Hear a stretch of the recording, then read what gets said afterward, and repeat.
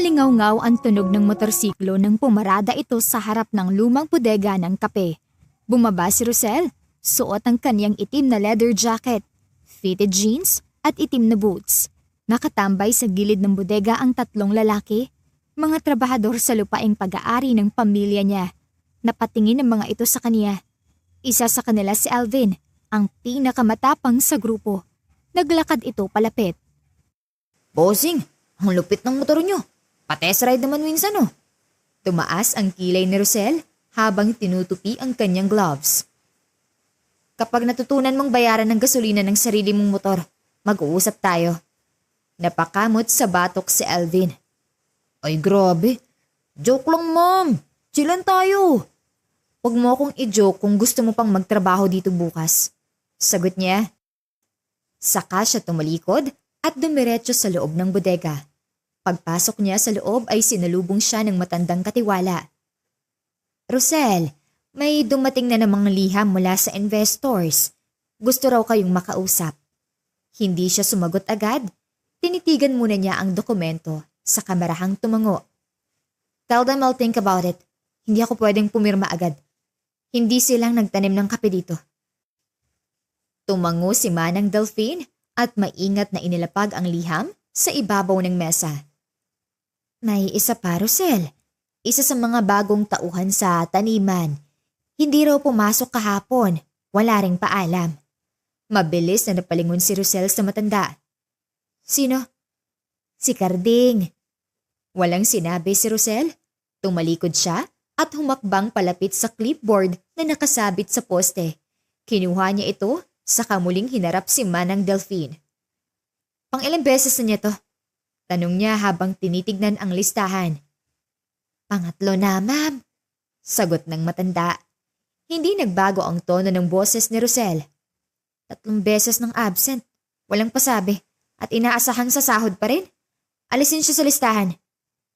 Rosel, baka naman may pinagdadaanan lang.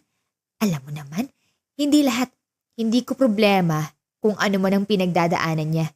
Lahat ng tao dito may sariling laban sa buhay. Pero hindi yun dahilan para kalimutan ang responsibilidad. Putol niya sa paliwanag ni Manang Delphine. Kung may problema siya, dapat nagsabi siya agad. Dapat marunong siyang rumispeto sa oras ko at sa oras ng trabaho. Napayuko si Manang Delphine. Sige po, aayusin ko. Mataas na ang sikat ng araw nang lumarga si Rosel mula sa bodega. Ramdam niya ang bilis ng hangin habang binabaybay niya ang kurbada ng daang paakyat sa bundok. Gusto lang niyang masubukan ang bagong motor sa matarik na kalsada. Ngunit sa isang matalim na liko ay may kalat na graba sa kalsada. Kumabig siya bigla, pero huli na. Dumulas ang gulong at bumulusok ang motor pababa sa bangin. Pagdilat ng kanyang mga mata ay nakahiga na siya sa damuhan. Sa gilid ng kanyang paningin ay may lalaking nakaupo habang nagtatapal ng benda sa kaniyang braso. Huwag ka munang gagalaw masyado.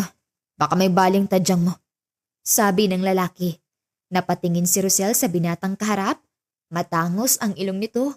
May konting gasgas sa noo at mukhang hindi rin bihasa sa pag-aalaga ng nasugatan. Napakunot ang noo ni Rosel. Sino ka ba? Anong ginagawa mo rito? At anong ginawa mo sa motor ko? Hindi man lang nagulat ang lalaki sa tono niya. Bagkus, bahagya pa itong ngumiti. Nice to meet you rin. Sagot nito ng may halong sarkastiko. Elian ang pangalan ko. Nakita kitang nahulog. Niligtas kita. Walang anuman. Umirap si Rosel. Dapat hinayaan mo na lang ako. Tumigil si Elian sa paglalagay ng benda at tumingin sa kanya ng diretsyo. Nawalan ka ng malay. Duguan ka. At yung motor mo, halos nasa bangin na. May pakialam rin ako kahit hindi kita kilala. Hindi ko naman kailangan ng tulong. Pilit niyang itinukod ang mga siko para umupo ng tuwid, pero napangiwi siya nang sumakit ang tagiliran. Teka lang, huwag ka munang matagas ang ulo. May bali yan. Ilang minuto ka rin walang malay. Do you even remember what happened? Napangiwi si Rosel nang bahagyang gumalaw ang balikat niya. Tss, sayang ang motor. Buhay ka pa naman, di ba? Mas mahalaga yon. Sagot ni Elian, sabay tayo mula sa damuhan. Yung motor mo nasabit sa puno. Pwede pa siguro maayos. Hindi niya pinansin ang lalaki at tinawagan ng tauhan niya sa asyenda. Magpapasundo na lang siya dahil malayo pa ang lokasyon kung saan siya naroon. Kaso, nang tumingin siya sa lalaki, ay nawala agad ito. Ma'am Rosel, may aplikante po para sa bagong hardinero. Sabi ng matandang katiwala sa labas ng pinto. Sabihin mong bumalik na lang siya bukas. Hindi pa ako handa makipag-usap. Tugon niya habang pinipirmahan ng ilang papeles. Nandito na po kasi. At kilala niyo raw siya. Napakunot ang noo ni Rosel. Kilala ko? Bago pa siya magtanong, bumukas ang pinto at pumasok ang lalaking may bitbit na itim na backpack. Pero hindi siya maaaring magkamali dahil yun ang lalaking nagligtas sa kanya noong isang araw. Ikaw? Agad siyang tumayo mula sa kinaupuan. Kailangan ko ng trabaho. Narinig kong may bakante raw dito. Walang paligoy-ligoy nitong sagot. Naningkit ang mga mata niya. Hindi ka ba naliligaw ng lugar? Umiling si Elian. Hindi ako nawawala. Alam kong sa'yo to. At alam kong hindi mo agad ako tatanggapin. Tumayo siya ng tuwid at pinagkrus ang mga braso sa dibdib. Alam mo naman pala. So ano pang ginagawa mo rito? Hindi porket niligtas mo ako, obligado na akong bayaran ka. Hindi ako nandito para maningil. Trabaho lang ang habol ko. Napailing si Rosel at kita ang pagkainis sa mukha. Ang daming bakanteng trabaho sa bayan. Bakit dito pa? Siguro kasi dito rin ako dapat mapunta nung una. Napairap si Rosel sa pagkairita. Sinusubukan yata siya ng binata at naiinis siya sa nangyayari. Ngunit ayaw niya namang paalisin ito ng walang dahilan, lalo na at kailangan niya ng tao ngayon. Fine, pero kapag pumalpa ka at hindi mo sinunod ang rules dito, sisante ka na. Naiintindihan mo? Hindi pa man sumisikat ng husto ang araw, ay nasa harap na ng malaking hardin si Elian. May hawak siyang pala at tinatanggal ang mga damong ligaw sa gilid ng taniman ng mga bulaklak. Wala siyang reklamo sa bawat pagbunot, kahit pa masakit na sa likod ang pagkakayuko. Sa di kalayuan, ay pinagmamasdan ni Rosel ang binata mula sa veranda ng bahay. Hindi niya maipaliwanag kung bakit. Pero parang may kung anong kumikirot sa kanya tuwing makikita niyang nagsusumikap si Elian nang hindi nagrereklamo. Lalo pat hindi niya ito maalis sa trabaho, gaya ng gusto niya dahil wala siyang sapat na dahilan. Maya-maya ay bumaba siya at lumapit sa hardin. Hindi mo ba alam kung paano dapat ayusin ang mga tanim? Hindi ganyan ang pagkakasunod-sunod ng mga bulaklak na yan. Malamig niyang sambit. Tumayo si Elian, pinagpag ang kamay at humarap sa kaniya. Pasensya na. Ginamit ko lang ang common sense. Mas okay tignan kung ang mga bulaklak na mataas ang tangkay ay nasa likod. Hindi yan basta-basta okay tignan. May disenyong hardin na sinusunod. Hindi mo pwedeng baguhin dahil trip mo lang. Kung gusto mo, ayusin ko ulit. Pero sayang naman yung effort kung mas maganda na siya ngayon. Sagot ni Elian at parang hindi rin nagpapatalo ang tono. Bumuntong hininga si Rosel. Ayusin mo. Gusto ko bago magtanghali, maibalik sa original layout ang lahat ng tinanggal mo. Okay, boss. Sagot ni Elian, saka ito muling yumuko at nagtrabaho. Hindi na ito tumingin pa kay Rosel. Mainit ang usap-usapan sa ilalim ng punong mangga sa likod ng bodega. Doon madalas magpahinga ang mga trabahador tuwing tanghalian. Sa araw na ito, may bagong sentro ng atensyon at yun ay si Elian. Pre, seryoso ka? Galing ka talaga ng Maynila? Tanong ni Alvin habang kumakain. Tumango si Elian at sinandok ang ulam mula sa kaniyang baon. Oh, matagal din ako ron. Security guard ako sa isang residential building. Ha? Hindi halata, tol. Sabat ni Nestor, sabay tingin mula ulo hanggang paa ni Elian. Sa itsura mo, para kang yung mga residente na mayaman. Hindi guard. Tumawa ang isa pang trabahador. Oo nga eh, malinis manamit, mukhang mabango, at di mukhang sanay sa trabahong madumi. Napangiti si Elian at bahagyang iniling ang ulo. Ganun talaga. Marunong lang magdala. Pero bakit ka nandito ngayon? Usisa ni Alvin at binaba ang kutsarang hawak.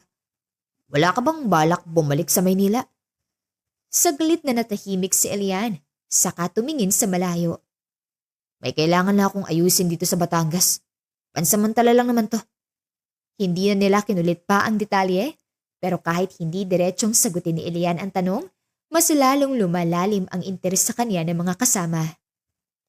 Wala sa asal niya ang pagiging mayabang at kahit pamakinis ang kutis at maayos ang kanyang postura, hindi siya nag-aatubiling magbuhat ng mabigat o magtanim ng palmera sa matigas na lupa. Alam mo, kung ako si Ma'am Rosel, matagal na kitang pinagkatiwalaan.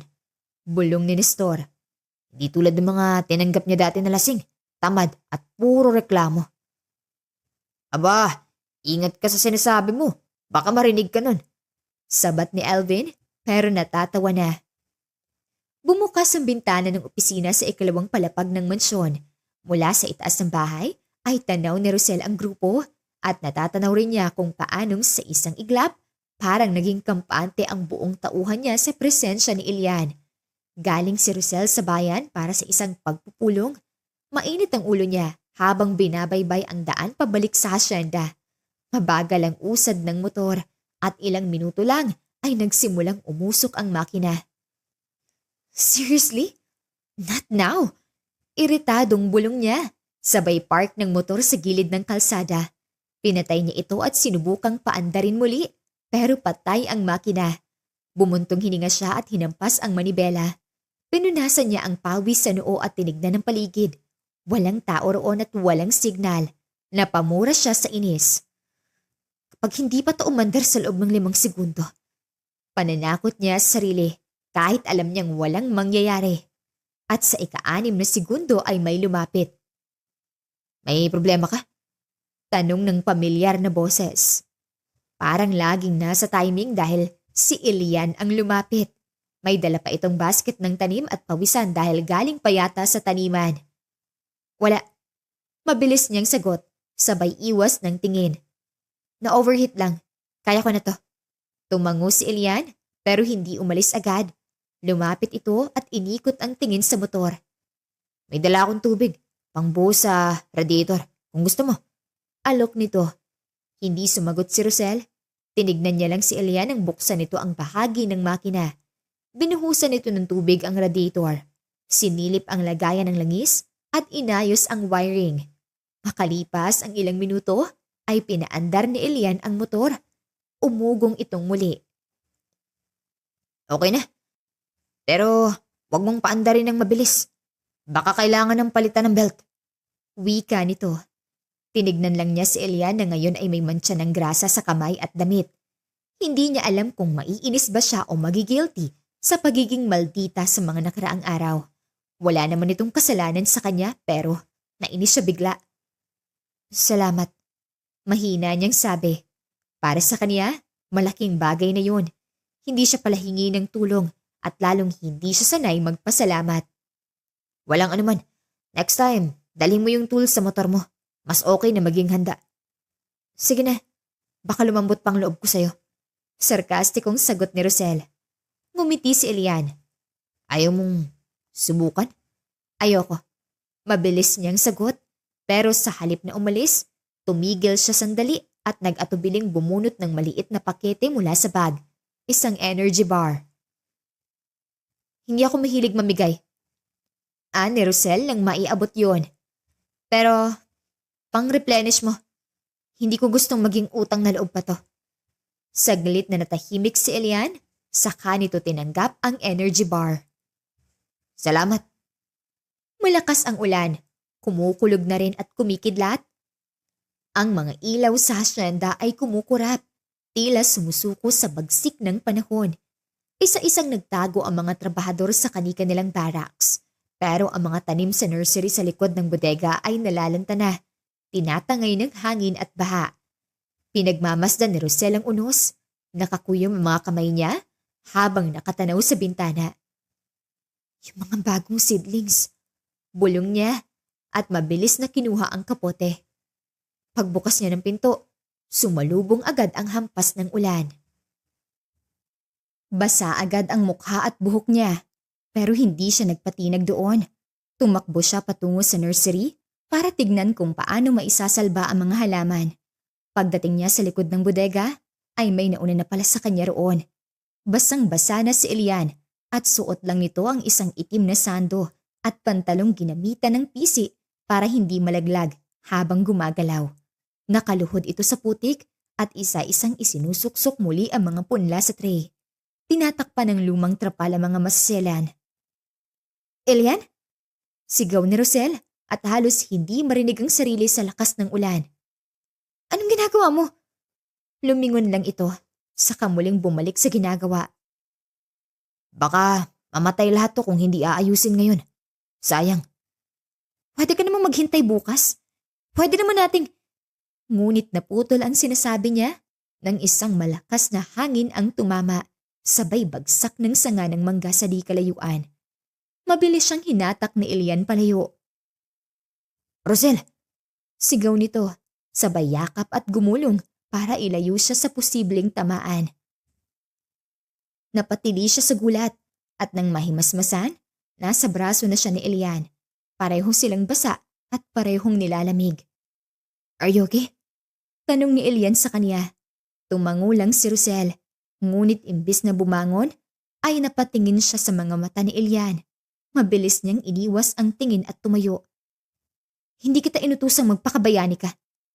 Mahina niyang bulong, kahit garalgal na sa lamig ang boses. Ngunit narinig siya ni Elian.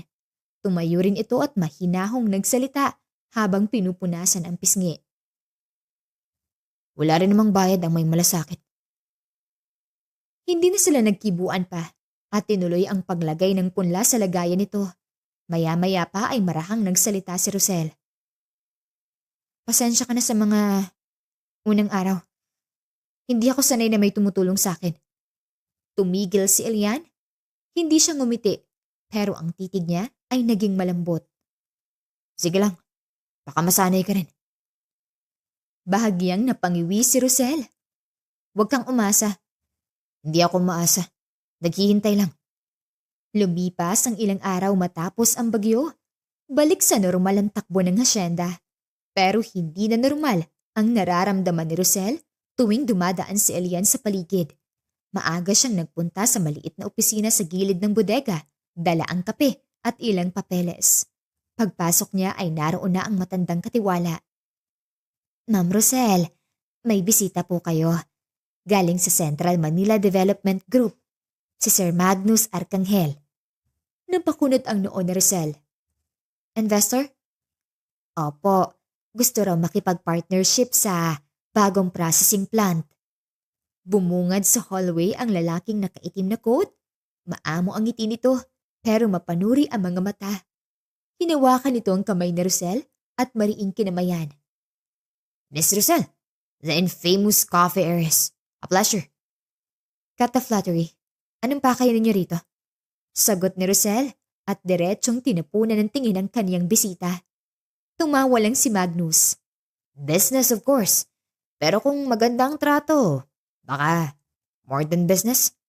Sabay dumaos-dos ang tingin nito mula ulo hanggang paa ni Rosel. Napasinghap si Eliana noon ay tahimik na nagdidilig ng mga halamang ornamental sa gilid ng bintana. Mula sa labas ay tanaw niya ang eksena. Nagtagpo ang mata nila ni Rosel. Saglit lang yun, pero sapat na para basahin ng lalaki ang tensyon sa mga mata ng babae. Tumayo si Rosel mula sa upuan at sa malamig na tinig ay nagsalita siya.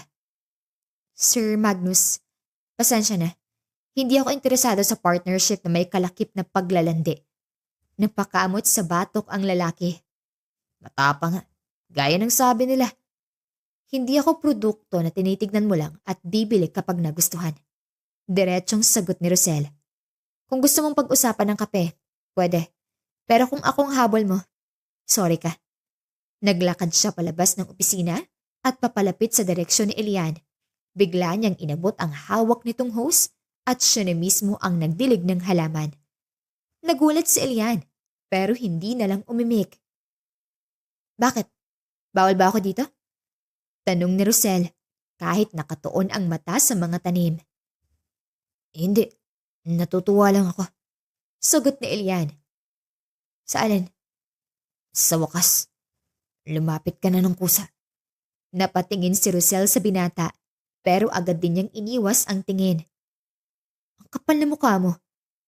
Araw ng pahinga sa mga tauhan sa asyenda, karamihan sa mga trabahador ay nagtipon sa lilim ng punong santol sa bakuran.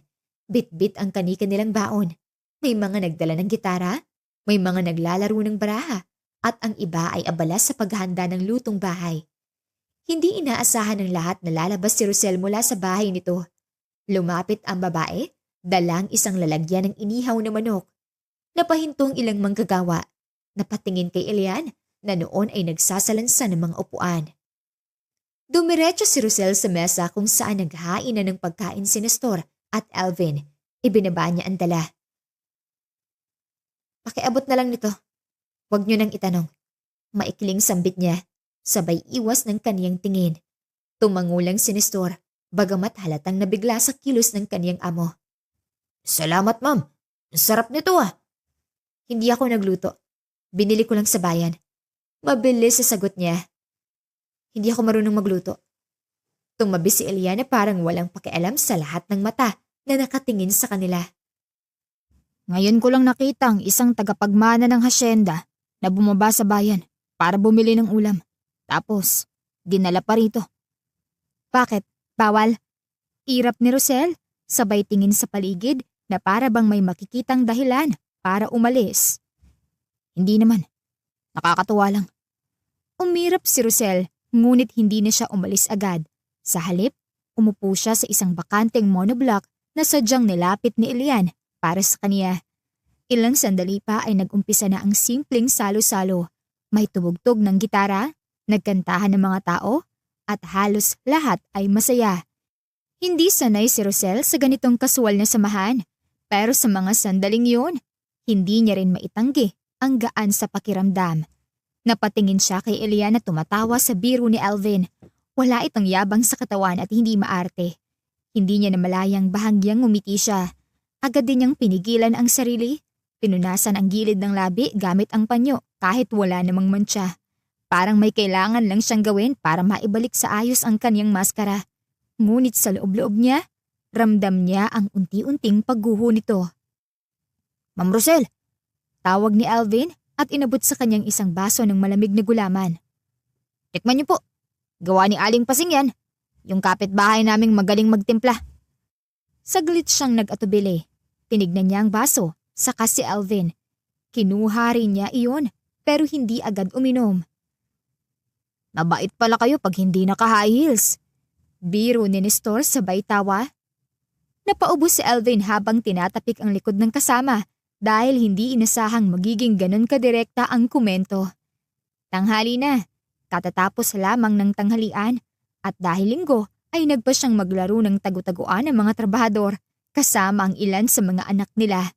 Sa hindi inaasahang pagkakataon ay nandoon si Rosel dahil pinilit lang naman ni Nestor at ng ibang manggagawa. Tagu-taguan? Hindi ba pambata yan?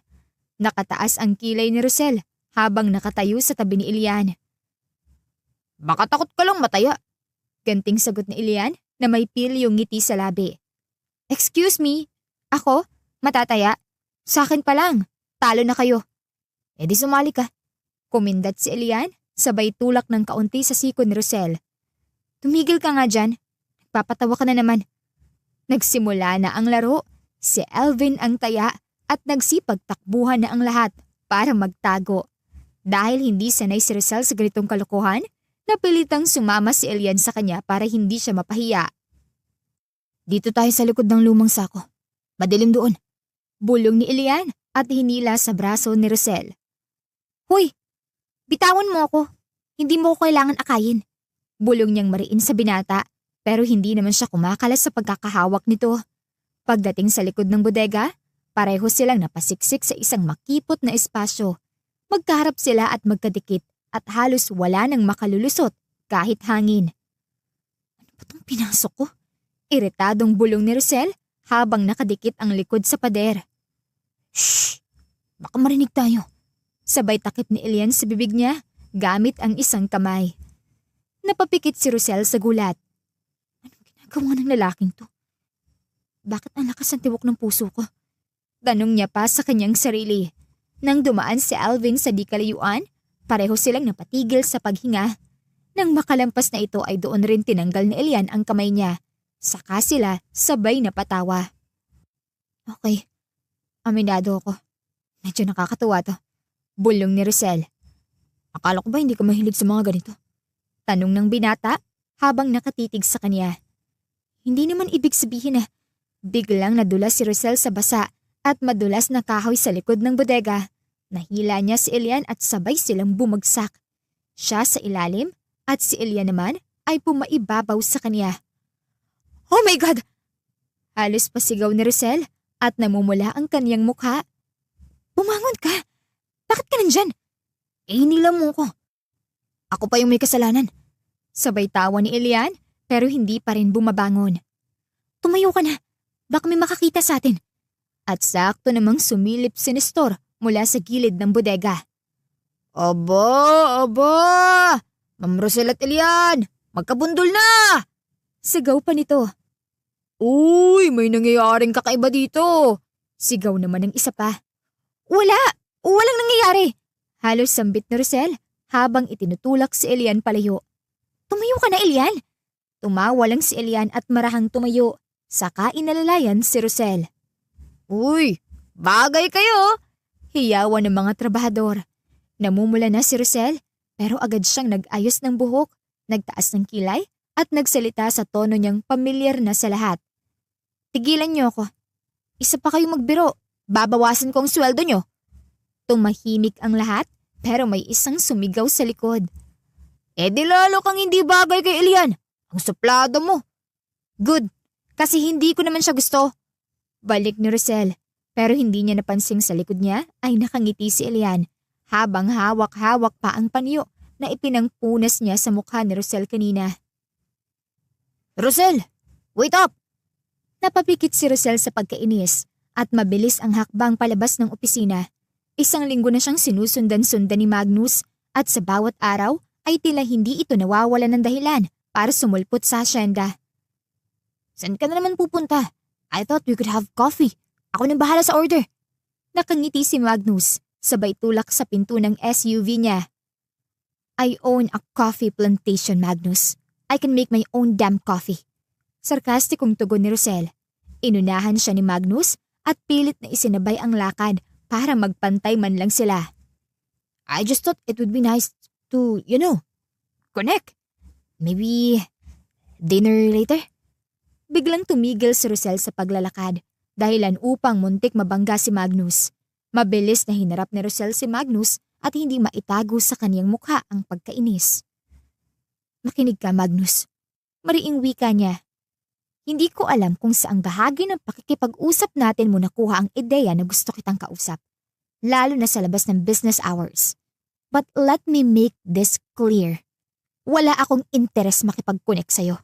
Hindi ngayon, hindi bukas, at lalo nang hindi over dinner. Bahagyang natawa si Magnus na parang sinusubukan pang gawing biro ang lahat. Ang tapang mo talaga. Nakakatuwa ka pa rin kahit galit ka. Tumaas ang kilay ni Rosel. Hindi ko layunin na aliwin ka. Rosel, Ma'am Rosel. Singit niya sa mahigpit na tono. Ma'am Rosel, ulit ni Magnus. You know, I admire women like you. Fierce, smart, intimidating. Di mo ba alam na sa sobrang admiration mo, nakakainis ka na? And for the record, being intimidating is not a compliment. It just means takot ka sa babaeng hindi mo kaya paikutin. Dumaan siya sa tabi ni Elian na nag-aayos ng irrigation hose. Hindi siya tinignan ni Elian pero napansin niyang nakangiti ito ng bahagya nang marinig ang sagutan nila ni Magnus. Biglang lumingon si Rosel rito at binilinan si Elian. Elian, kung sumunod pa tong lalaking to sa akin hanggang greenhouse, gamitin mo yung hose. Hindi tumingin si Elian pero sumagot ito. Anong setting, ma'am? Mist, shower o jet? Jet, para isang ligo lang. Napatingin si Magnus sa dalawa at namumula na siya sa kahihiyan. I just wanted to. Magnus, kapag hindi ka tumigil, Bibigyan kita ng lifetime supply ng kape para lang sa bahay ka na magtrabaho. Kuya Elian, may natirang sinigang sa kusina. Gusto mo ipainit ko? Tanong ni Marites, isa sa mga kasambahay sa asyenda. Ay, naku, salamat Marites, pero busog pa ako. Baka mamaya na lang. Magalang na tugon ni Elian habang nagpuputol siya ng tuyong sanga. Baka gusto mo rin ng turon mamaya. Ako nagprito nun. Sabi nila pag ako raw nagluluto, masarap. Sabay kindat ni Marites at may kasamang kumpas pa ng buhok kahit nakapusod ito.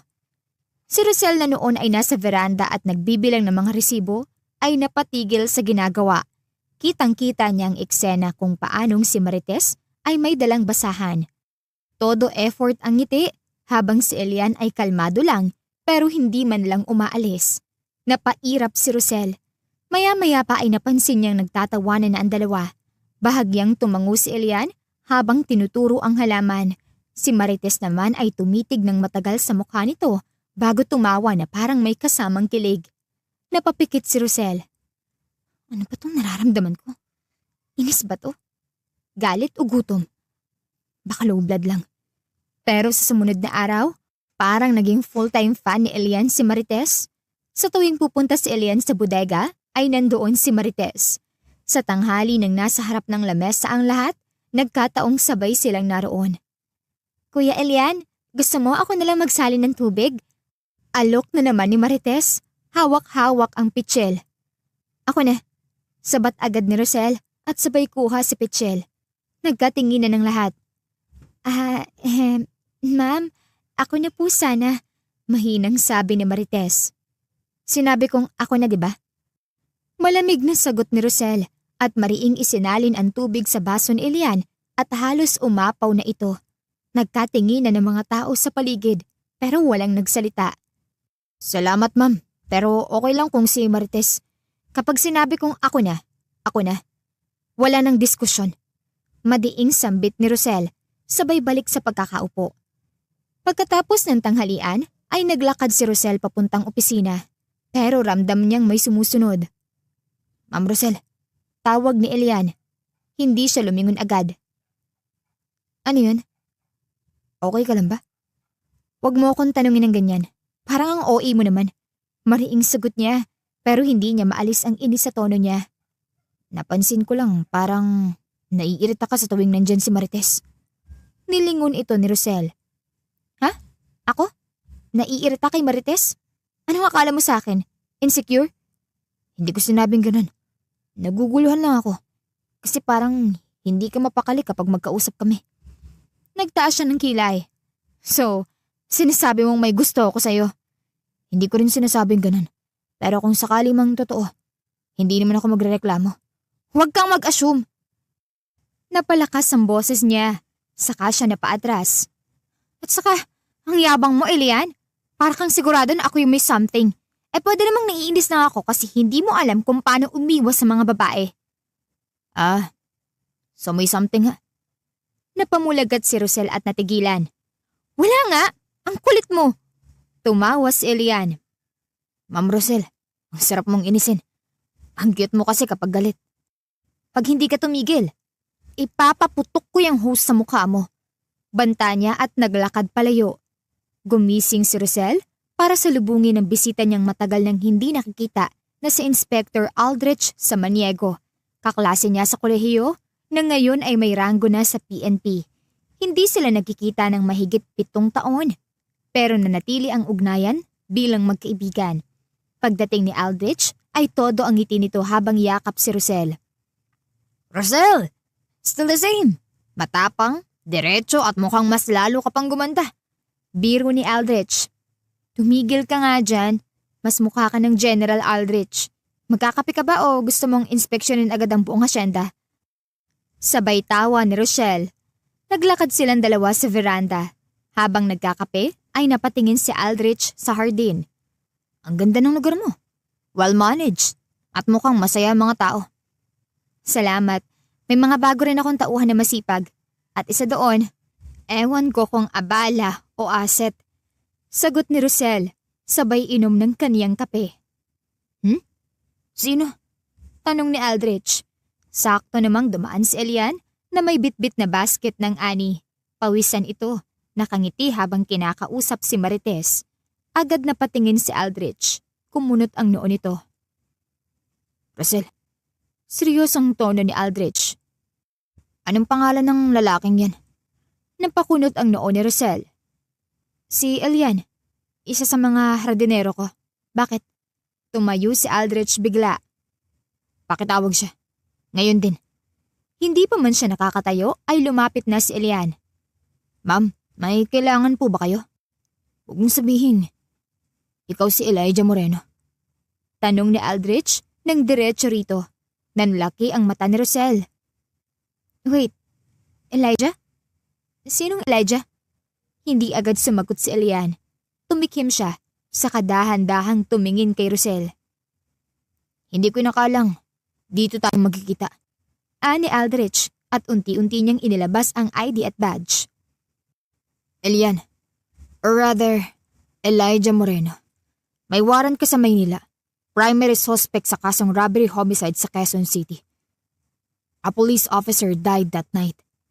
Nabitiwan ni Rosel ang tasa ng kape. Bumaon sa sahig ang piraso ng baso. Wait, hindi. Hindi posible yan. Elian, totoo ba to? Nanginginig ang boses na tanong ni Rosel sa lalaki. Hindi ako ang gumawa, Rosel. Alam mo ba kung gaanong bigat ng kaso mo? Sabat ni Aldrich. Pulis ang namatay. Hindi to basta-basta lang. Elian, sagutin mo ako. Mariing sabi ni Rosel. Huminga ng malalim si Elian. Security guard ako noon sa isang kondominium sa Quezon City. Gabi ng insidente at may 3 lalaking nagtangkang manloob. Nakipagbuno ako sa isa. Tinawag ko ang pulis. Pero bago pa dumating ang backup, may putukan na. Isa sa mga pulis ay napuruhan. Ako ang naiwan sa CCTV. At ang isa sa mga kriminal ay nagpapanggap na ngayon sa ibang pangalan at siyang naglatag ng kasinungalingan. Bakit hindi ka sumuko? Mariing tanong ni Aldrich. Dahil alam kong hindi ako paniniwalaan. Wala akong koneksyon at wala akong pera. Tumakas ako hanggang sa napunta ako rito. Nanatiling tikom ang bibig ni Rosel habang nakatitig kay Elian. Halos hindi siya makapaniwala sa mga naririnig. Mabilis ang tibok ng kaniyang puso at parang may kung anong lamig na gumapang mula sa batok niya, pababa sa likod.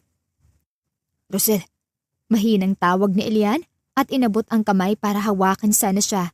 Pero umatras siya agad. Nakita niya ang lungkot sa mga mata nito. Enough.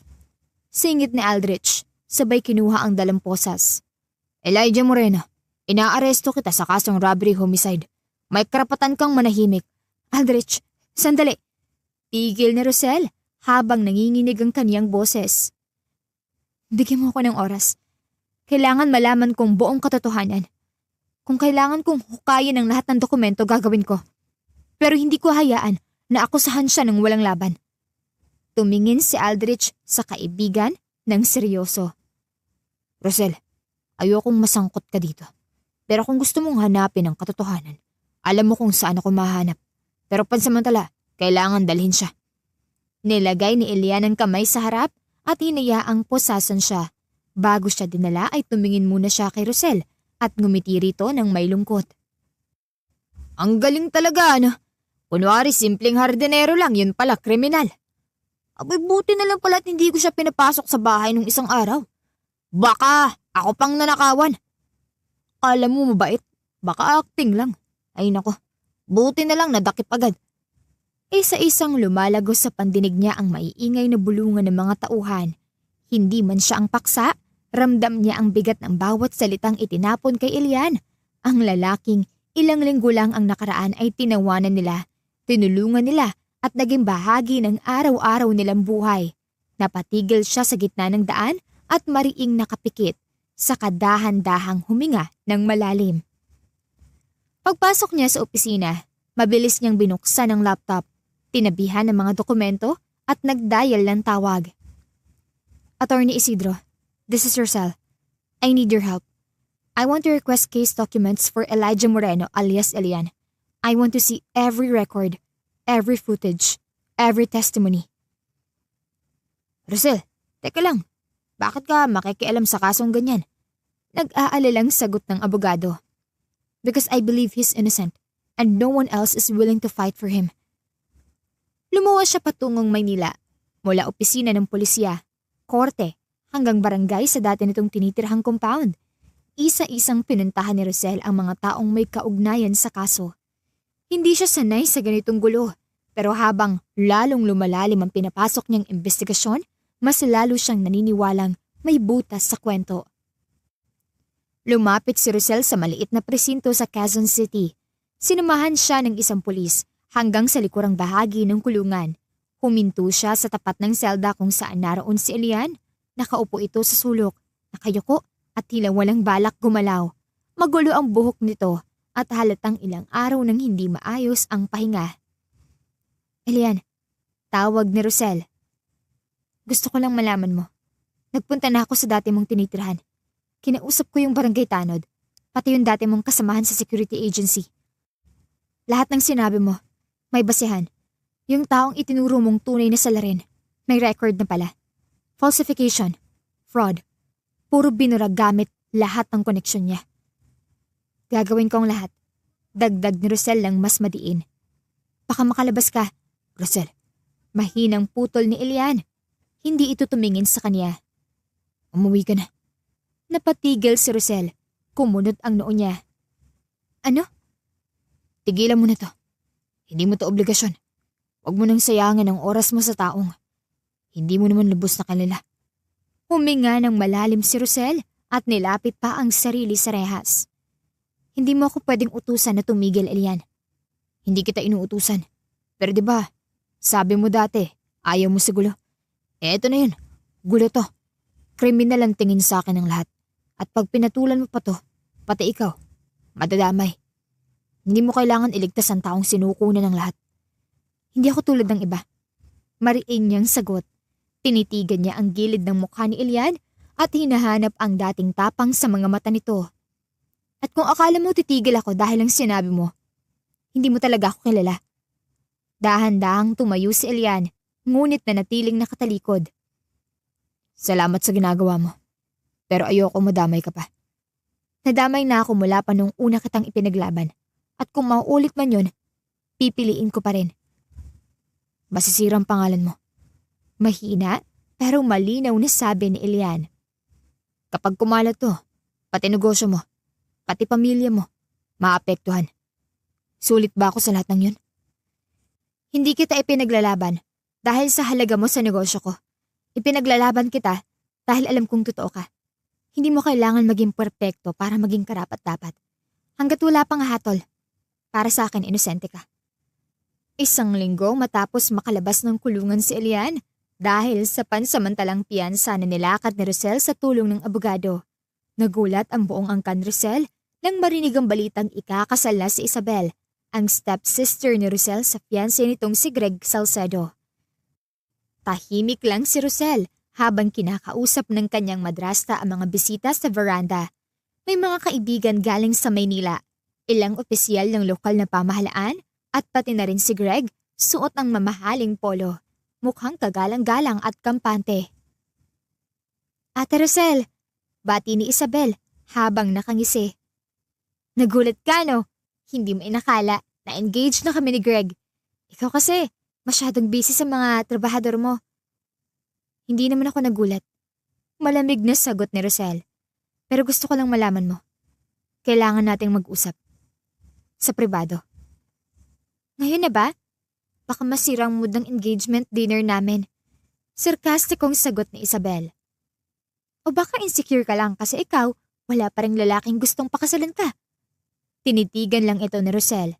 Saka siya tumalikod at lumapit sa isang pamilyar na bisita na si Anthony Isidro. May update na tayo? Mahina niyang tanong. Tumango ang abogado. Kumpirmado na, Rosel. Nakuha natin ang dating security logbook ng condominium kung saan nangyaring insidente. Greg Salcedo ang ginamit na alias ng isa sa mga kriminal. May lumang ID siya. Ibang pangalan ang ginamit, pero parehong muka. May testigo na rin tayong handang tumistigo. Isa sa mga dating gwardya na napilitang magsinungaling noon. Tumayo ng diretso si Rosel at mariing huminga. Agad siyang lumapit sa gitna ng veranda kung saan nakatayo ang bagong engaged couple. Greg Salcedo. Kalmado niyang tawag sa lalaki. O dapat ko bang sabihin, Eric Salcedo, ang lalaking may outstanding warrant at salarin sa pagkamatay ng isang pulis sa Quezon City? Napalingon ang lahat.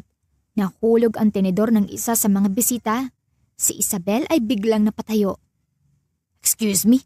Galit na sabi ni Greg. Hindi ko alam kung anong sinasabi mo. Wala kang dapat ipaliwanag. Putol ni Rosel. May testigo at may CCTV footage. Nakakatawa lang. Nasa dami ng lugar sa mundo, sa hasyenda ko pa bumagsak ang engagement party ng mamamatay tao. Rosel! Sigaw ni Isabel. Ano ba tong pinagsasabi mo? Gusto mong sirain ang engagement ko? Dahil ba bitter ka? Hindi to tungkol sa'yo, Isabel. Mariing sagot ni Rosel. Tungkol to sa hustisya. At kung alam mo may tinutulungan akong taong inosente, bakit mas pipiliin mong pumanig sa mamamatay tao? Hindi ko siya kailangan paniwalaan. Galit na sagot ni Isabel. Mahal ko si Greg. At ikaw, palagi kang nagmamagaling. Hindi mo naman siya kilala. Isang hardinero lang ang pinagtatanggol mo. Pero kahit hardinero siya, hindi siya mamamatay tao. Ikaw, sinasamba mong fiancé mong may bahid ng dugong mga kamay. Natahimik ang lahat. Naiipit na sa sitwasyon si Greg. Unti-unti na rin dumarating ang mga pulis na tinawag ni Rosel bago pa man magsimula ang party. Agad siyang nilapitan ni Aldrich. Confirm, may tugma sa fingerprints. May warrant. We're taking him in. Greg! Sigaw ni Isabel habang nanginginig ang boses. Sabihin mong hindi totoo to! Hindi na sumagot si Greg. Tinakpan lang ang mukha habang dinadakip ng mga pulis. Tumingin si Rosel kay Isabel. Hindi ako nandito para saktan ka.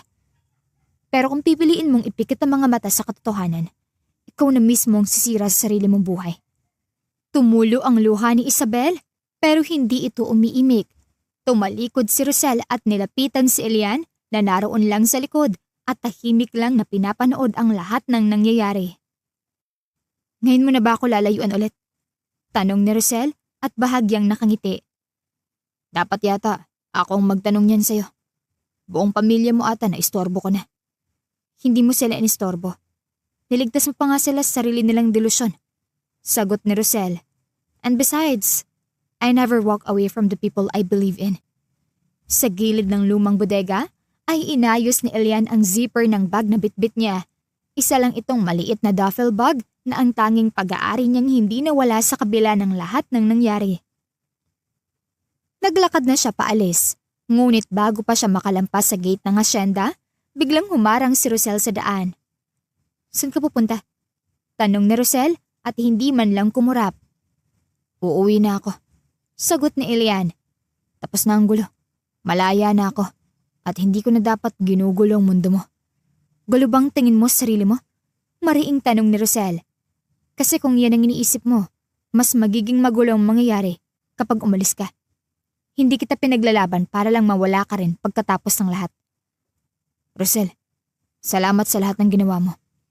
Pero hindi akong lalaking para sa'yo. May pangalan kang pinoprotektahan. May posisyon kang pinaninindigan.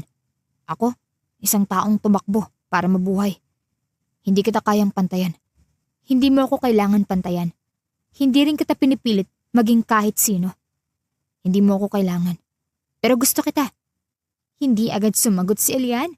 Sa halip, tumikim siya at muling binuhat ang bag. Rosel, ayokong gamitin ang kabutihan mo. Ayokong umasa sa awa mo. Kaya hayaan mo na akong umalis ka. Putol ni Rosel. Subukan mong tumalikod ngayon at ipapahiya kita sa harap ng lahat. Hindi makapaniwala si Elian sa sinabi ng dalaga. Anong sabi mo? Tumikhim si Rosel. Tumiklop ang mga braso at lumapit ng isang hakbang sa kanya. Sabi ko, pag tinuloy mo yung lakad mo, ipapahiya kita sa harap ng lahat. May microphone pa si Veranda. Gusto mong i-announce ko sa harap ng buong pamilya ko na natutulog ka habang nakanganga at humihilik na parang bulldozer? Napatigil si Elian. Oy, hindi totoo yan. Ah, hindi. Umirap ito at may inabot mula sa maliit na pouch sa bag. Eto, may video ako. Gusto mong i-airdrop ko sa mga bisita ngayon? Lalo na kay Tita Miriam na mahilig mag-send ng chismis sa GC ng senior citizens sa buong barangay? Napalunok siya. Wala kang awa. May awa ako. Kaya nga kita tinulungan. Pero wag mo akong subukan takasan. Isang pindot lang, viral ka na. Napakamot na lang siya sa kaniyang batok. Hindi mo naman kailangang i-blackmail ako. Hindi mo rin ako kailangan iwan. Balik nito agad. Huminga ng malalim si Elian, saka ibinaba ang duffel bag. Mukhang wala na nga akong choice. Good. Nakangiting sabi ni Rosel. Ngayon, bitbitin mo yung bag mo. May bakanteng kwarto sa likod ng lumang bodega. May electric fan, may kape, at may Rosel. May Rosel talaga? Kunot noong tanong niya. Libre lang yun ngayon. Bukas baka may bayad na. Kaya samantalahin mo habang promo. Napatawa na lang si Elian at bumalik sa loob. Nakahilera ang angkan ni Rosel sa mahaba at mamahaling dining table ng ancestral house. Nandoon rin ang madrasta niya at si Isabel, nakakalipas pa lamang ng iskandalong engagement. Ilang tsuhin at tiya, pati na rin ang family lawyer na parang laging nandoon tuwing may kaguluhan. Tahimik lang si Elian habang nakaupo sa tabi ni Rosel. Malinis ang suot niyang polo at pantalon pero halatang hindi sanay sa ganoong setting. Hindi niya alam kung bakit siya narito, basta't sinabihan lang siya ni Rosel na sumama na lang at huwag na magtanong. Tumayo si Rosel matapos uminom ng tubig. Walang pasakalya siyang ngumiti sa lahat. Bago tayo magsimula sa mga parinigan, chismis at judgment na mga hindi naman hinihinga ng opinyon, gusto ko lang kayong ipakilala sa taong mahalaga sa akin. Nagkatinginan ang lahat. Siya, si Elijah Moreno, ang boyfriend ko. Proud niya pang pakilala. Napatalon sa pagkakaupo si Elian. Rosel, tumahimik ang buong mesa. Parang biglang nawala ang hangin sa silid dahil sa narinig. Si Isabel, napatigil sa pag-inom ng tubig at muntik nang mabulunan. Ang madrasta ni Rosel ay hindi makapagsalita habang ang isa sa mga tiyahin ay napatakip sa bibig. Boyfriend? Ulit ng madrasta. Rosel, sigurado ka ba sa pinagsasabi mo? Kailan pa ako nagbiro? At kung tanungin mo pa ako ulit, baka bigla ko pang i-announce na engaged na kami. Muling napatingin si Elian sa kanya at naging lutang na lang ang ekspresyon. Ha? Engaged? Relax. Bulong ni Rosel sa gilid. Emergency lang yun kung sobrang toxic sila. Rosel! Singit ng isa sa mga tsuhin niya. Alam mo kung anong klaseng pangalan meron ng pamilya natin. Alam mo kung anong ine-expect sa'yo bilang tagapagmana. Alam ko rin kung anong hindi ko kailangan sundin.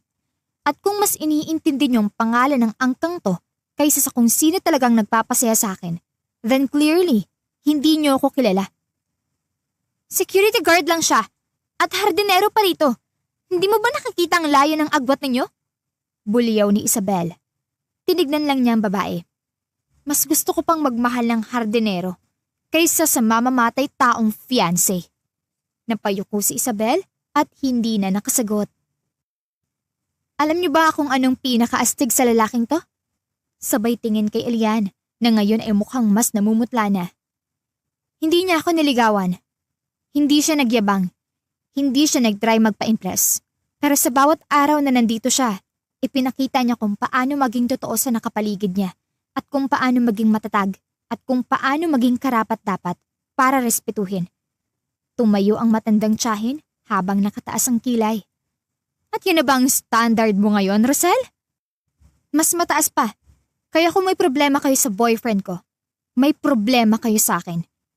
Walang sumagot ang dating maiingay na opinyon at biglang nanahimik sa lakas ng presensya ni Rosel. Lumapit siya kay Elian, saka hinawakan ng braso nito. Tayo na, mas marami pa akong mas gustong kaharap kaysa sa mga taong hindi marunong tumanggap. Pagkalabas nila sa silid, ay hindi pa rin makapaniwala si Elian sa nangyayari. Rosel, hindi pa nga kita tinanong kung pwede ba kitang ligawan. Bakit pa? Eh di mas mabilis kung ako na agad ang nagsabi. Nakatayo ngayon si Elian sa harap ng motor niya. Sinusuri niya ang makina habang panay iwas ng tingin kay Rosel na nakatayo, ilang hakbang lang ang layo. Nakakrus ang braso nito at halatang mainit ang ulo. Hindi ka man lang nagsabi agad. Reklamo ni Rosel. Bigla ka nalang aalis? Ipaalam ko naman sana ngayon. Kaya nga ako nandito. Kailangan ko lang bumalik muna sa amin. Matagal na akong hindi umuwi, Rosel. Baka akala ng mga tao sa atin, patay na ako. Bakit parang ayaw mo akong isama?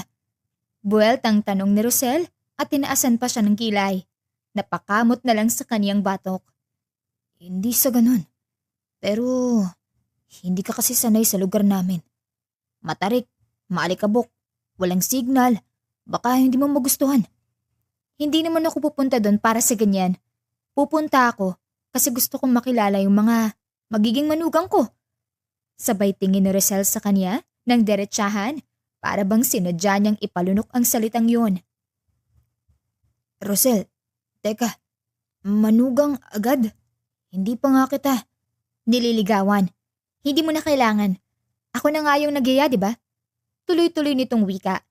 Tsaka ayoko ng patumpik-tumpik pa. Kung aalis ka, sasama ako. Period. Nilingon niya si Rosel na ngayon ay nakapamewang na. Matigas ang paninindigan at wala ni katiting na takot sa mukha.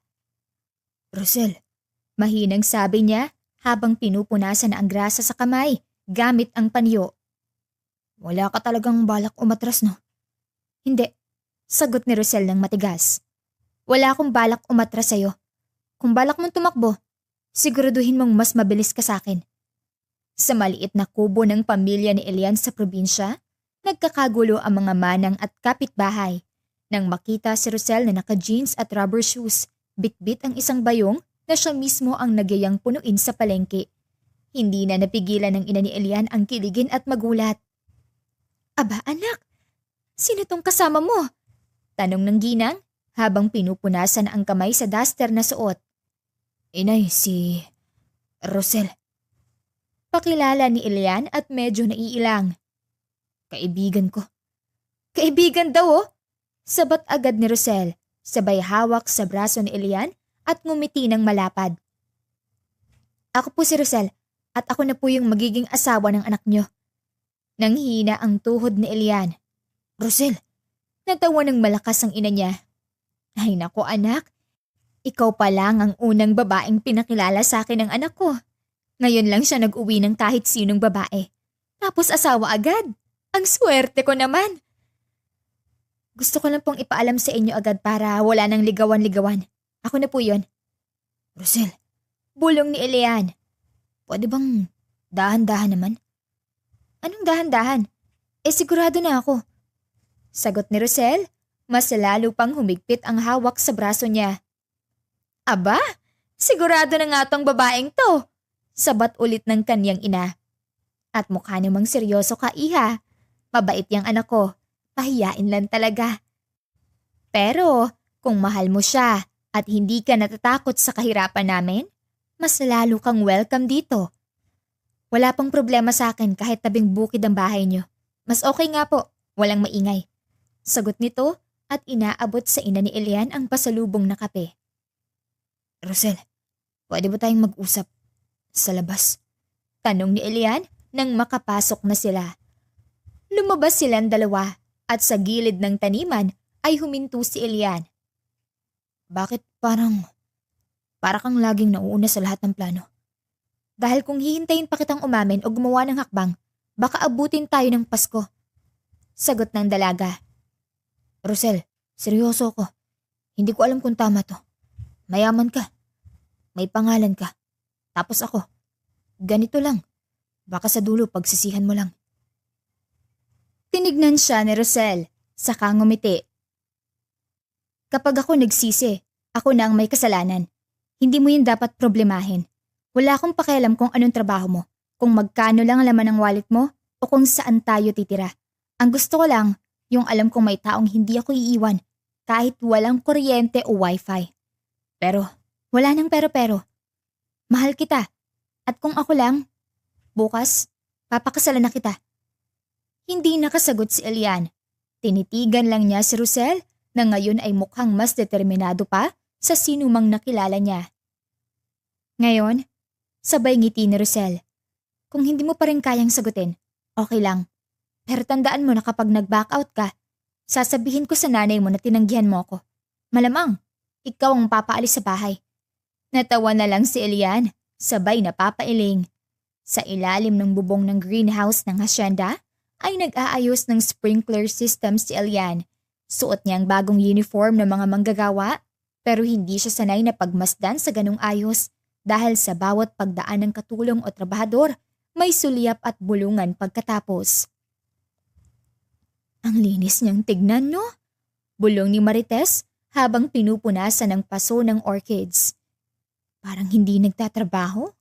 Parang boss. Boyfriend ga ni Ma'am Rosel. Sagot ni Liza, sabay siko sa katabi. Kaya huwag ka nang umaasa, te.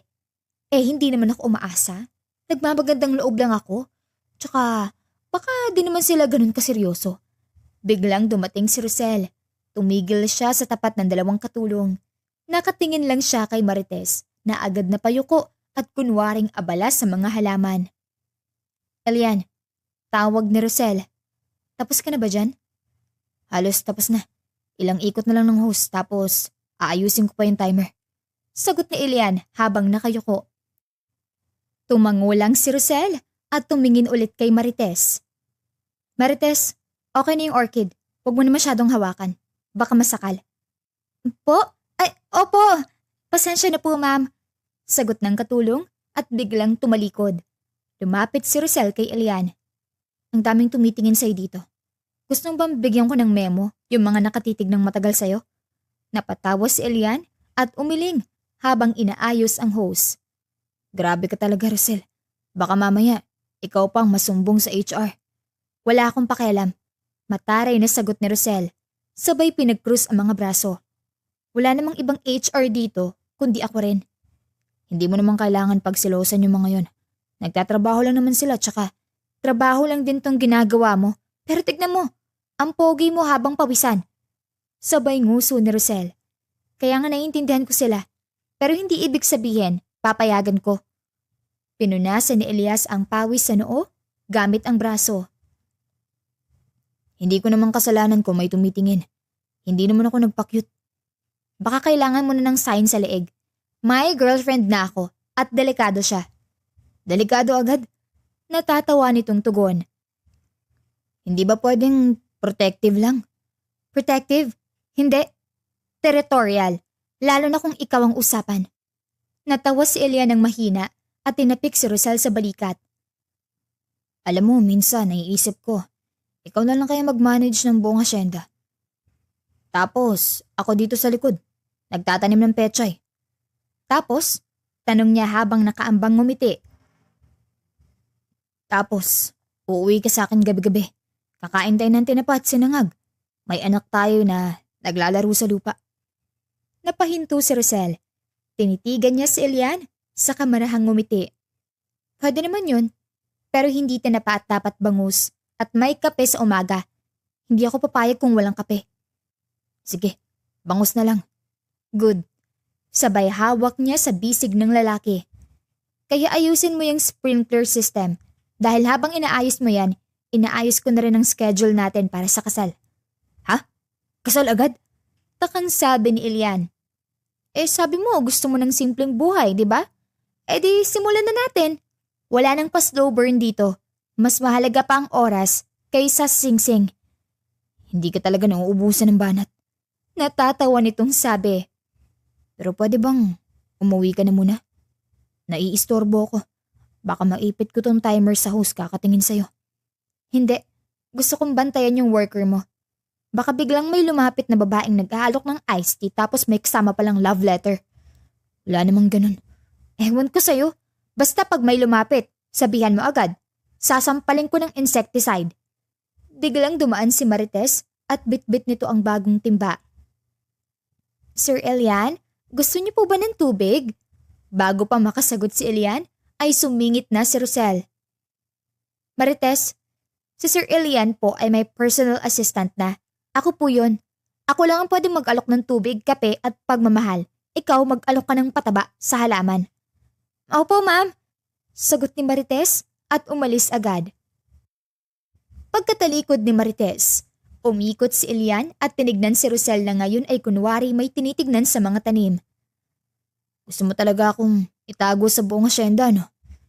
Hindi kita tinatago. Pinoprotektahan lang kita at medyo selfish lang talaga ako sa'yo. Okay lang, kasi medyo gusto ko rin yung ideya na akin ka lang.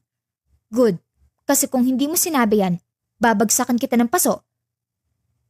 Sa meeting hall ng hasyenda ay kasama ni Rosel ang isa sa mga matagal ng business partner ng pamilya nila na si Mr. Ricardo Belmonte, isang negosyanteng kilala sa pagiging matalas ang mata sa may mga potensyal. Impressive, Elian, ani Mr. Belmonte habang binubuklat ang mga proposal na gawa ng lalaki. Hindi ko akalaing ganito ka kaorganisado. Yung irrigation system mo, pwede nating i-adapt sa 3 hasyenda sa Laguna. Malaking tulong to. Napakamot sa batok si Elian dahil hindi siya sanay sa papuri. Salamat po. Ginawa ko lang po yung sa tingin kong praktikal. Tumingin si Mr. Belmonte kay Rosel at ngumiti. Mukhang swerte ka sa tauhan mo, Rosel. Agad na siniko ni Rosel ang lalaki at kunwari ay naiirita. Hindi ko po siya tauhan, tito. Boyfriend. Mas lalong kahanga-hanga. Well, Elian, balik ni Mr. Belmonte. I'll be direct. I'm offering you a position as project head sa expansion site sa Tagaytay. Full package, bahay, sasakyan, at of course, malaking sahod. Kailangan ko ng tao na may passion sa lupa at may malasakit sa trabaho. Nanlaki ang mata ni Elian. Sir, ako po. Wala nang iba. Kumpiyansang sagot ni Belmonte. Saglit na natahimik ang lahat. Lumingon si Elian kay Rosel at nakita niya ang ngiting pilit nitong pinapanatili sa mukha. Rosel, mahinang tanong niya para bang humihingi ng permiso. Desisyon mo yan, Elian. Sagot ng dalaga. Supportive girlfriend ako, remember? Sure ka ba? Seryosong tanong niya rito. Kasi kung may kahit anong, tanggapin mo. Putol ni Rosel. Tumayo ito at lumapit sa likod ni Elian. Saka, hindi naman kita pipigilan. Pero kapag may lalandi sa'yo doon, tawagan mo ako agad. Napatawa si Mr. Belmonte.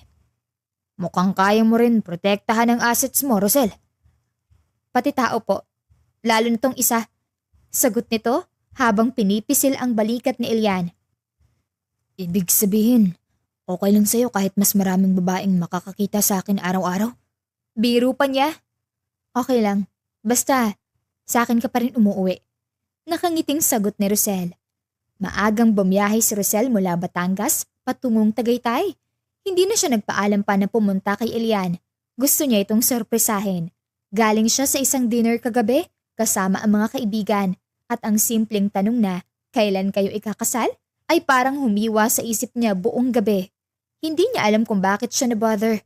Hindi naman siya mapilit pero sa dami ng planong ginagawa ni Elian para sa trabaho, napapaisip siya kung kasama pa ba siya sa mga yon. Pagdating niya sa site office kung saan naka-assign si Elian, agad siyang sinalubong ng mga staff na tila hindi makapaniwalang ang mismong Rosel Montesilio ang bumisita. Ma'am Rosel! Sabay-sabay na bati ng mga empleyado. Andito po si Sir Elian.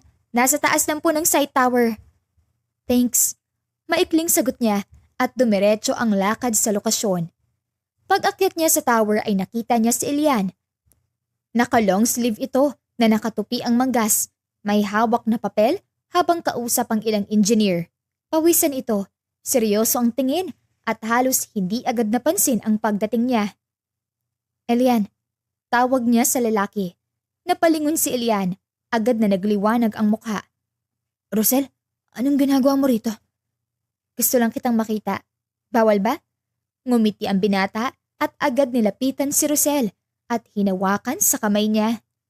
Hindi, pero sana, sinabi mo para nasundo kita. Nag-drive ka mag-isa? Sanay na ako. And besides, ikaw naman ang dahilan kaya ako nandito. Nagpalitan sila ng tingin. Maya-maya, Umalis muna ang mga kasama ni Elian para bigyan sila ng espasyo. Hindi niya alam kung paano uumpisahan, kaya si Elian ang unang nagsalita. Okay ka lang ba? Parang may bumabagabag sa'yo. Tumingin si Rosel sa binata, saka bumuntong hininga. Nagtanong kasi yung mga kaibigan ko kung kailan daw tayo magpapakasal. Napakamot si Elian sa batok. Tapos na ba yung dinner mo kagabi? Pero hindi ko sila sinagot kasi ayoko namang isipin mong pinipressure kita. Pero Elian, hindi ko talaga kailangan ng singsing agad. Pero gusto ko lang malaman kung nasa plano mo ba talaga ako? Mabilis ang naging sagot ni Elian. Oo naman. Bakit mo pa kailangan itanong yan? Dahil ang tagal na nating magkasama, pero parang puro trabaho na lang ang nasa paligid mo ngayon. Alam kong importante to at proud ako sa'yo. Pero minsan, hindi ko maiwasang magtanong, ako pa rin ba yung kasama mo sa mga plano mo? Tinitigan ni Elian ang nobya sa harap niya, pagtapos ay marahang hinila ang kamay nito at pinatong sa kaniyang dibdib. Nandito ka palagi sa gitna ng puso ko. Kahit busy ako sa ngayon, ay hindi mo kailangan mag-alala, Rosel. Hindi ko nakakalimutan ang dahilan kung bakit ko ginagawa to. Napangiti si Rosel, pero agad ding tumaas ang kilay. Bakit si mga babaeng staff mo? Parang ikaw ang dahilan kung bakit sila gumigising araw-araw. May isang araw nagdala pa ng spaghetti. Natawa si Elian. Spaghetti lang yun. Hindi ko kinain. Nagdududa ako sa lasa. Dapat lang, baka mamaya may love potion pa yun. Elian, seryoso. Dagdag niya, sabay pisil sa pisngi ng lalaki. Kung hindi ka pa magpapakasal sa akin, bago ka iregalo ng universe, Eva, malalaman mong may sarili akong army of lawyers. Gusto mo ba talaga ng kasal na hindi pa planado? O gusto mong ako mismo ang plano nun, sa tamang oras? Gusto ko lang makasigurado na hindi ako nag-iisa sa iniisip ko. Hindi ka kailanman naging mag-isa. At kung gusto mong marinig to palagi, kaya kong ulitin. Hindi kita iiwan, Rosel. At oo, pakakasalan kita dahil sigurado na ako. Hindi agad sumagot si Rosel. Sa halip, marahang yumakap ito sa nobyo. Mama! Si Papa po hindi marunong magtupi ng lampin! Sigaw ng maliit na batang lalaki habang bitbit ang lukot-lukot na puting tela. Uy! Marunong kaya ako! Reklamo ni Elian. Hawak pa ang baby bottle at sinusubukang ayusin ang lampin. Nilukot ko lang kasi yan. Style ko yan. Natawa si Rosel habang pinapanood ang dalawang mahal sa buhay sa loob ng kanilang bahay sa gitna ng hasyenda. Naka-short lang si Elian pero halatang masaya sa bagong role bilang ama. Halika rito, Elias. Sabay lapit ni Rosel sa anak nila. Ako nang magtutupi niyan. Hayaan mo na si Papa mo. Mas magaling yun sa irrigation kaysa sa lampin. Yay! Si Mama talaga ang the best! Yakap ng bata sa kaniyang ina. Si Elian naman ay napakamot sa batok at ngumiti. Yung Papa nyo, hindi ba best? Okay lang po, pwede na. Sagot ng bata at tumawa pa. Uy, grabe ka anak ha. Biro ni Elian. Kahit ilang taon na ang lumipas, ay parang sariwa pa rin kay Rosel ang araw na pinili niyang ipaglaban ang taong minamahal niya. Lahat ng chismis at lahat ng balakid ay pinagdaanan nila. Pero ang mahalaga ay nasa piling niya si Elian ngayon. Sa gitna ng halakhakan ng mag-ama ay tumayo si Rosel. Tinapik ang balikat ni Elian at sabay kinurot ang tagiliran nito. Alam mo, kung hindi lang kita mahal, baka tinapon na kita sa compost pit. Biro niya. Buti na lang mahal mo ko. Nakangiting tugon ni Elian. Kung hindi, siguro nasa kabilang hasyenda na ako. Nagtatanim ng ampalaya. Hindi bagay sa iyong ampalaya. Sagot ni Rosel habang naglalakad papunta sa kusina. Masyado kang sweet para sa gulay na yon. Oy, narinig mo yun, Elias? Sweet daw si Papa mo. Minsan lang. Bulong ng bata habang nilalaro ang laruan nitong maliit na traktor. Pero pag hindi binigyan ng chocolate, hindi na sweet. Natawa si Rosel mula sa kusina. Anak, mana ka talaga sa akin. Marunong magsumbat. Umupo si Elian sa sofa at tinanaw ang dalawa. Puno ng init ang kanyang tingin. Para bang hindi pa rin siya makapaniwala sa lahat ng biyayang dumating sa kanya. Lumapit si Rosel, bitbit ang 2 tasa ng kape. Rosel, salamat. Bulong ni Elian at hinawakan ang kamay ng asawa. Salamat kasi hindi mo ko iniwan. Ikaw lang ang naniwala sa akin noon. Hindi mo ako kailangan pasalamatan. Kasi kung may uulitin man ako sa buhay ko, ikaw pa rin yon. Niyakap sila ni Elias, humahagik-gik sa gitna ng kaniyang mga magulang. Mama, Papa, love ko kayo.